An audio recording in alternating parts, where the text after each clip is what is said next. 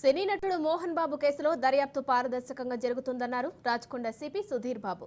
మోహన్ బాబు కుటుంబ వివాదంలో మంచు మనోజ్, విష్ణు ఒకరిపై ఒకరు పోలీసులకు ఫిర్యాదు చేసుకోవడంతో మంచు ఫ్యామిలీకి హెచ్చరికలు జారీ చేశారు పోలీసులు. ఈ కేసుపై స్పందించిన సిపి సుధీర్ బాబు ఈ విషయంలో ఎవరికి ఎలాంటి అనుమానాలు అవసరం లేదన్నారు.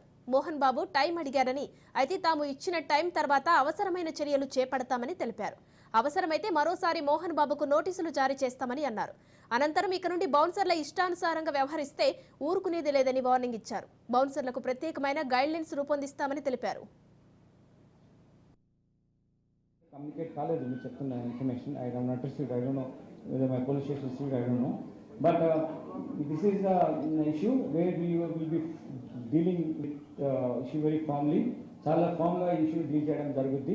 ఈ ఇష్యూలో ఎవరికి కూడా ఎటువంటి అనుమానాలు అవసరం లేదు. మనము వాళ్ళకు బిఎన్ఎస్ఎస్ లో నోటీస్ ఇవ్వడం జరిగింది.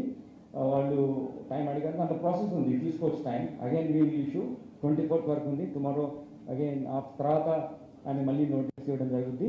So we'll suddenly come, we'll see what are legal way ఏముంటే అది చేస్తాం. బౌన్సర్స్ మీద మేము వెరీ సీరియస్ యాక్షన్ తీసుకుంటాం. We take it from our side.